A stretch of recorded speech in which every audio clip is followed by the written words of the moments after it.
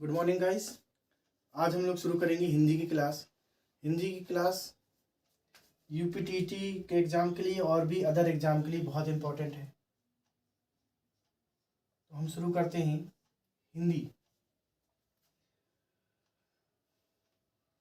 UP TET 2021 के लिए हम लोग आज हिंदी पढ़ेंगे। तो हिंदी में सबसे पहले हमें हिंदी का जो सिलेबस है वो हम बता देते हैं।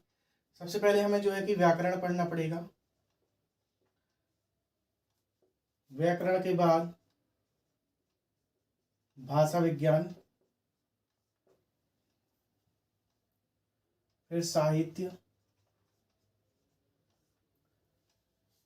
तीन चीज़ें बहुत ही महत्वपूर्ण हैं, ठीक है। और इसमें हम काव्य भी पढ़ेंगे।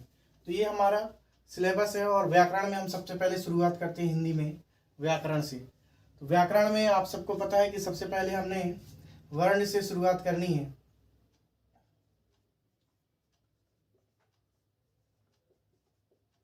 हिंदी भाषा की यदि हम बात करें तो हिंदी भाषा, जैसे कि पता है कि कोई भी भाषा होती है तो हिंदी भाषा में सबसे पहले हम ये देखेंगे कि भाषा किसे कहते हैं। हम हिंदी भाषा सीखना चाहते हैं तो हमें इतना जरूर पता होना चाहिए कि भाषा किसे कहते हैं। तो अगर हम भाषा की परिभाषा लिखें, भाषा किसे कहते हैं, तो दोस्तों बता दें, भाषा विचारों का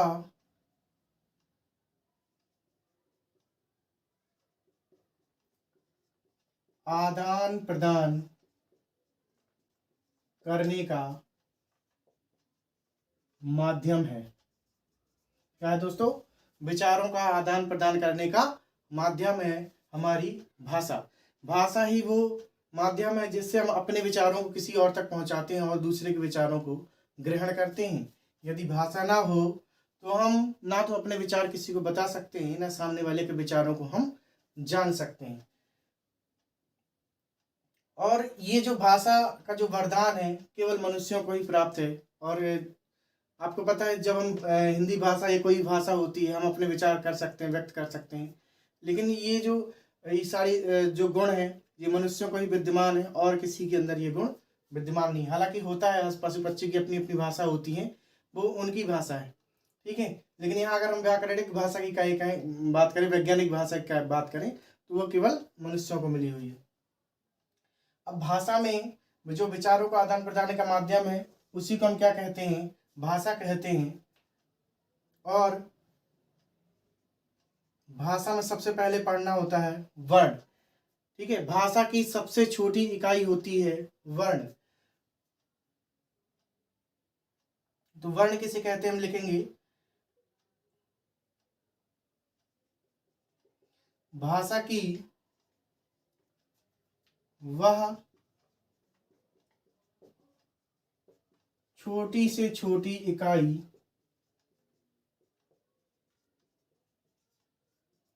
जिसके टुकड़े ना किए जा सकें। भाषा की वह छोटी से छोटी इकाई जिसके टुकड़े ना किए जा सकें उसे कहते हैं क्या? वर्ण कहते हैं। जैसे का, खा, गा, ये हमारे वर्ण हैं। और इनके हम क्या कर सकते हैं? टुकड़े नहीं कर सकते हैं। ये सबसे अंतिम है, इसका कोई भी विभाजन नहीं किया जा सकता है, ठीक है। अब बात करते हैं वर्ण की। तो वर्ण कितने प्रकार के होते हैं? हिंदी में जो वर्ण होते हैं वो कितने प्रकार के होते हैं? तो हिंदी में वर्ण मुख्यतः दो प्रकार के माने जाते हैं। वर्ण दो प्रकार के माने गए हैं। पहला स्वर, दूसरा व्यंजन। वर्ण दो प्रकार के माने गए हैं और इन दो वर्णों को हम देखते हैं बारी बारी से कि स्वर कितने होते हैं और व्यंजन कितने होते हैं। तो आप इसको जो है कि नोट डाउन करते जाइए, नोट्स भी बनाते जाइए जिन्होंने हिंदी क्लास नहीं लिए, वीडियो को पॉज करके आप इसको लिख लीजिए। हालांकि सब लोग यूट्यूब में जितने भी क्लासेस चलती हैं बोलते हैं कि स्क्रीनशॉट ले लीजिए, लेकिन हम बता दें कि आप स्क्रीनशॉट के पक्ष में बिल्कुल भी नहीं है, क्योंकि यदि आप स्क्रीनशॉट ले लेंगे तो स्क्रीनशॉट भी आपका वैसे ही रखा रहेगा, कोई इसको नोट डाउन नहीं करता है। इसलिए लगातार आप हमारे साथ ही इसको नोट्स बनाते जाइए, है ना। तो हम व्याकरण में पढ़ रहे हैं वर्ण। वर्ण में हम देखते हैं स्वर। तो स्वर बता दें दोस्तों, स्वर कितने प्रकार के होते हैं। तो स्वर होते हैं 3 प्रकार के। पहला ह्रस्व स्वर, दूसरा दीर्घ स्वर, तीसरा पुलुत स्वर। 3 प्रकार के स्वर होते हैं। तो 3 प्रकार के स्वरों को हम बता देंगे। जो पहला स्वर है, इसमें हमारे आते हैं छोटा आ, छोटी ई, छोटा ऊ और री। इनकी परिभाषा है दोस्तों, जिसमें एक मात्रा का समय लगे। क्या दोस्तों? जिसमें एक मात्रा का समय लगे। अब बात करते हैं दीर्घ की। तो दीर्घ में आ जाता है आपका बड़ा आ, बड़ी ई, बड़ा ऊ, बड़ा री, ए, ऐ, ओ, औ। तो ये फ्रेंड्स हमारे कितने हो गए? 1 2 3 4 ये हो गए अपने ह्रस्व स्वर। और दीर्घ स्वर कितने हो जाते हैं? 1 2 3 4 5 6 7 8। तो इनकी संख्या हो गई 4 और इसकी संख्या हो गई 8। ह्रस्व स्वर 4 होते हैं और दीर्घ स्वर 8 होते हैं। दीर्घ स्वर की परिभाषा क्या होती है दोस्तों? जिसमें 2 मात्रा का समय लगे। जिसमें 2 मात्रा का समय लगता है, वो क्या होते हैं दोस्तों? दीर्घ स्वर होते हैं। अब बात करते हैं प्लुत स्वर। तो प्लुत स्वर में आता है क्या? हे, अरे,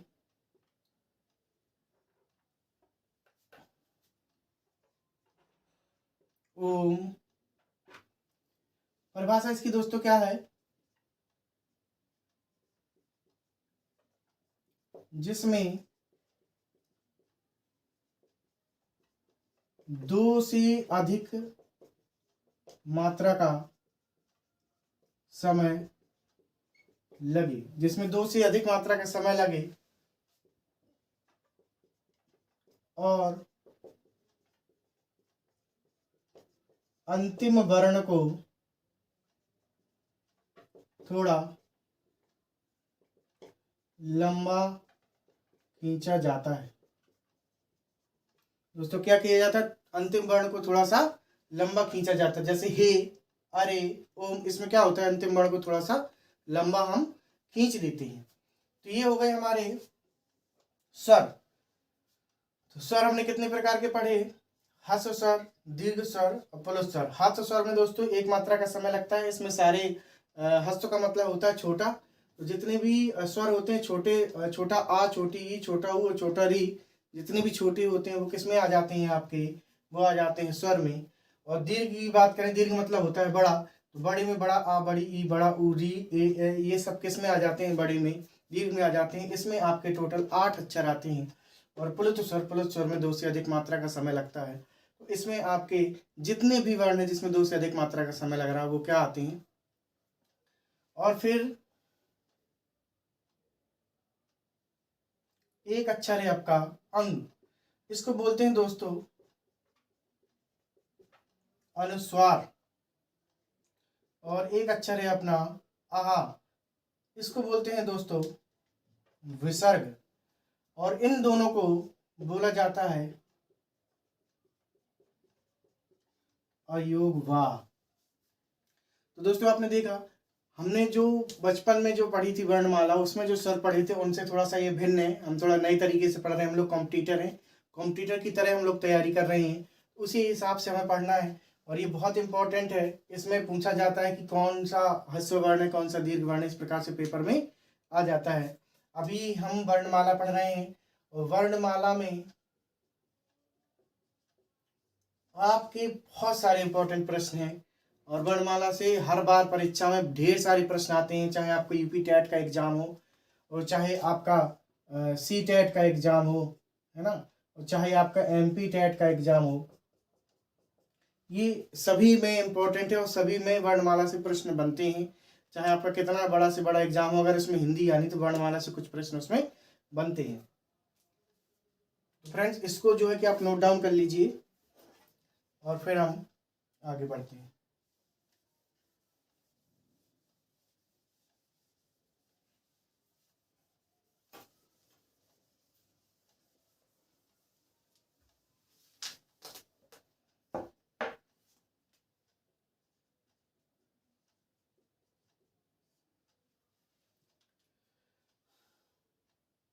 दोस्तों, अब हम देखते हैं व्यंजन। व्यंजन देखेंगे तो व्यंजन जो होता है, जो हमारे स्वर होते हैं, स्वर क्या होते हैं? स्वर बिना किसी की सहायता से स्वतंत्र रूप से वातावरण में बोले जाते हैं। बिना किसी की सहायता स्वतंत्र रूप से बोले जाते हैं, जबकि व्यंजन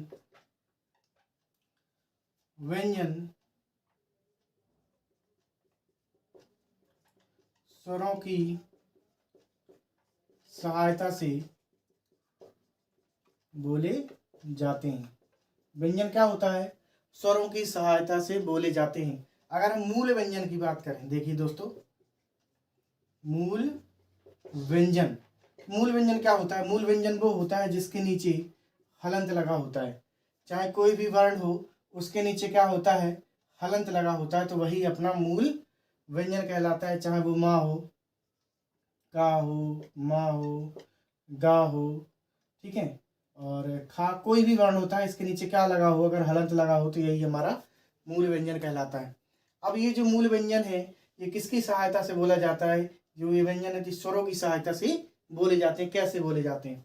देखिए, ये लिखा हुआ है का, और ये कैसा का लिखा हुआ? मूल व्यंजन लिखा हुआ है, क्योंकि इसके नीचे क्या लगा हुआ है? देखिए, इसके नीचे लगा हुआ है, ये हलंत लगा हुआ है, इसलिए क्या हो जाएगा? ये मूल व्यंजन हो जाएगा। और बता दें कि जितने भी व्यंजन होते हैं उनका अपनी खुद की कोई वैल्यू नहीं होती है।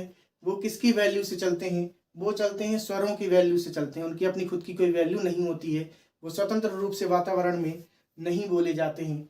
जबकि जो स्वर होते हैं वो स्वतंत्र रूप से वातावरण में बोले जाते हैं, अपने आप में सक्षम होते हैं। लेकिन जो व्यंजन होता है, इसको देखते हैं, देखो ये कैसा होता है। जो व्यंजन लिखा हुआ है मूल व्यंजन, इसको जब हम छोटे आ के साथ मिला देंगे तब ये इसका हलंत हट जाएगा और ये पूरा का बन जाएगा। अच्छा, जो इसकी वैल्यू होती है, जो व्यंजन होता है, इसकी वैल्यू कौन डिसाइड करता है? इसकी वैल्यू डिसाइड करता है आपका स्वर।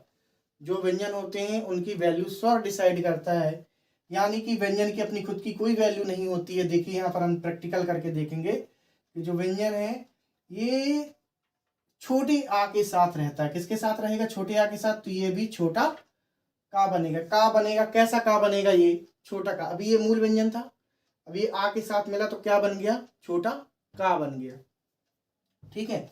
और जब इसी मूल व्यंजन का को बड़े आ की संगति मिल जाती है तो ये क्या बन जाता है? बड़ा का बन जाता है। तो दोस्तों, बात समझ में आ गई। ये जो मूल व्यंजन है, इनकी अपनी खुद की वैल्यू है। जिसके घर में ये रहते हैं उनके घर से इनकी वैल्यू जानी जाती है।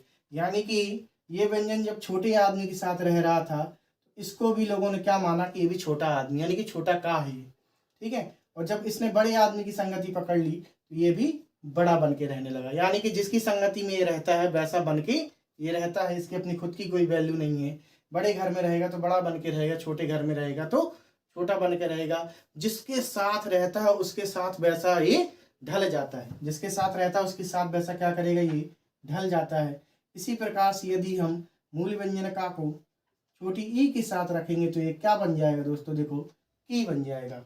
इसी प्रकार से यदि मूल व्यंजन का को बड़ी ई के साथ रखेंगे तो क्या बन जाएगा दोस्तों, बड़ी की बन जाएगा। इसी प्रकार से दोस्तों हम देखेंगे कि मूल व्यंजन का को यदि हम छोटी ऊ के साथ रखेंगे तो क्या बन जाएगा दोस्तों, ये कु बन जाएगा, छोटा कु बनेगा, यानी कि छोटे ऊ के साथ है तो छोटा कु ही बनेगा दोस्तों। अब यहाँ पर देखेंगे मूल व्यंजन का को यदि हम बड़े ऊ के साथ रख दें तो क्या बन जाएगा दोस्तों, बड़ी क्यू। तो ये देखो दोस्तों हमने इतना सारा प्रैक्टिकल करके आपको बता दिया कि जो स्वर होते हैं, वो जो व्यंजन होते हैं, उनकी अपनी खुद की वैल्यू नहीं होती है, जिसके साथ रहता है इसकी वैल्यू उससे डिसाइड होती है ना। यानी कि इनकी वैल्यू से चलता है, बड़े घर में रहेगा तो बड़ा बन के रहता है, छोटा घर में रहेगा तो छोटा बन करके, ए के साथ रहेगा तो ए की वैल्यू दर्शाएगा, और आई के साथ रहेगा तो आई की वैल्यू दर्शाएगा। अगर ये ओ के साथ रहेगा ओ की वैल्यू दर्शाएगा, अगर ये आओ के साथ रहेगा तो आओ की वैल्यू दर्शाएगा। तो फ्रेंड्स आपको इतनी बात साफ समझ में आ गई कि स्वर होते हैं बिना किसी सहायता के स्वतंत्र रूप से वातावरण में बोले जाते हैं, जबकि जो व्यंजन होते हैं किसी ये जो है कि स्वरों की सहायता से बोले जाते हैं, स्वतंत्र रूप से वातावरण में नहीं बोले जाते हैं, इनकी खुद की कोई वैल्यू नहीं है दोस्तों। देखो आप यहाँ से यहाँ तक देख लो, जितने भी आपको व्यंजन दिखाई दे रहे होंगे सब एक ही चेहरे के हैं, सब एक तरीके के दिखाई दे रहे हैं, इनकी अपनी खुद की कोई वैल्यू नहीं है। तो फ्रेंड्स आपको बात समझ में आ गई होगी, लेकिन ये जो स्वर हैं ये अलग अलग तरीके के आपको दिखाई दे रहे हैं, यानी कि इनकी आकृति 25 स्पर्श व्यंजन है। तो ये जो जोड़ा है आपका पूरा, ये क्या हो जाएगा, ये आपका स्पर्श व्यंजन का जोड़ा है। ये पूरा कितना क्या कहला जाएगा, आपका स्पर्श व्यंजन। ठीक है फ्रेंड्स, तो इसको 5 वर्गों में बांटा गया है। यहां से भी 1 2 3 4 5, ठीक है, और यहाँ पर भी इसको 5 वर्गों में बांटा गया है। 1 2 3 4 5 वर्गों में बांटा गया है।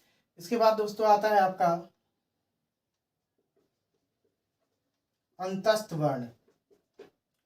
अंतस्थ वर्ण में क्या आता है दोस्तों, या रा ला वा। इसके बाद दोस्तों क्या आता है, ऊष्म वर्ण।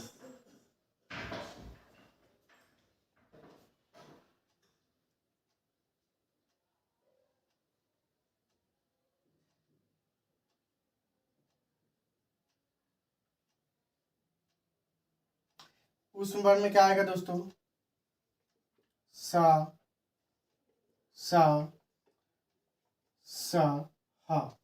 फिर इसके बाद है संयुक्त व्यंजन। संयुक्त व्यंजन, ठीक है, इसको भी दोस्तों वर्ण की जगह व्यंजन लिख लो, एक ही चीज है, वर्ण लिख लोगे तो भी कोई दिक्कत नहीं है, व्यंजन लिख लोगे तो ज्यादा बेटर रहेगा। व्यंजन, संयुक्त व्यंजन में आ जाएगा आपका छत्र ज्ञ और स्रा। फिर है दोस्तों अपना द्विगुण व्यंजन। फिर है दोस्तों अपना आगत व्यंजन। ठीक है, द्विगुण व्यंजन में अपना आ जाएगा दोस्तों ड़ा और ड़ा। आगत व्यंजन में दोस्तों आ जाएगा जा और फा। ये दोस्तों आगत व्यंजन है। अब दोस्तों यहाँ पर ये जो दिल लिखा हुआ है सारा ये स्पर्श व्यंजन है, ठीक है, और ये हमारा क्या हो जाता है, अंतस्थ व्यंजन हो जाएगा। ये हमारा हो जाएगा ऊष्म व्यंजन हो जाएगा, और ये हमारा क्या हो जाएगा, मिश्रित या संयुक्त। ठीक है दोस्तों, तो ये जो होता है आपका, ये टोटल संख्या इनकी कितनी हो गई, इनकी संख्या आपकी 25 है, और इनकी संख्या 4 है, इनकी संख्या 4 है। 25 8 कितना हो गया दोस्तों, 25 4 29, 29 4 33। तो इनकी टोटल संख्या अगर हम देखें तो यहाँ पर हो जाता है 33, और यही 33 आपका मूल व्यंजन होता है। ठीक है दोस्तों, अगर आपसे कोई पूछा जाए कि मूल व्यंजन की संख्या कितनी होती है तो 33 होती है। तो फ्रेंड्स, ये आपके जो वर्णमाला की हमने टेबल बना दी, हमने स्वर बता दिए, स्वर का आपने नोट डाउन कर लिया होगा। ठीक है, वीडियो को पॉज करके आप नोट डाउन करते जाइए। और ये हो गई आपकी व्यंजन की तालिका। लेकिन हम आपसे एक चीज़ पूछना चाहते हैं, ये जो व्यंजन लिखा हुआ है दोस्तों, क्या आपको इसमें कोई कमी नज़र नहीं आ रही? क्या इसमें कोई कमी नज़र नहीं आ रही? अगर कोई कमी नज़र आ रही है तो कृपया कमेंट बॉक्स में कमेंट करके बताएं कि इसमें क्या कमी नज़र आ रही है ना?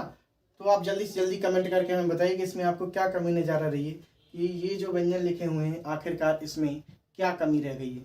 तो दोस्तों, हम आपको बता दें कि इसमें क्या कमी है। हमने आपको शुरू में ही बताया था कि जो व्यंजन होता है वो स्वतंत्र रूप से नहीं बोला जाता है। क्या नहीं बोला जाता? स्वतंत्र रूप से नहीं बोला जाता। ठीक है, और यहाँ पर जो लिखा हुआ है वो क्या लिखा है? मूल व्यंजन लिखा है। तो दोस्तों, हमने आपको बताया था जो मूल व्यंजन होता है उसमें सब सारे मूल व्यंजन में क्या होता है? आपके हलंत लगा होता है। तो दोस्तों, इसमें हलंत की कमी है और हम सब इसमें क्या करेंगे? इसमें हलंत लगा देंगे। ये हमने सब में हलंत लगा दिया। अब ये दोस्तों पूरा हो चुका है। ये क्या हो गया? इसकी जो कमी थी वो पूरा हो गई। अब इसमें सब में हमने हलंत लगा दिया और जो मिश्रित वर्ण है ये आपस में ऑलरेडी दो चीज़ों से मिलकर बना हुआ है, इसलिए इसमें हलंत नहीं लगेगा। तो फ्रेंड्स, ये हो गई अपनी व्यंजन की तालिका। इसको आप कंप्लीट रूप से जो है कि नोट डाउन कर लीजिए। वर्णमाला दोस्तों एक बहुत बड़ा चैप्टर है। वर्णमाला इतनी आसानी से आपका एक वीडियो में नहीं खत्म होने वाला।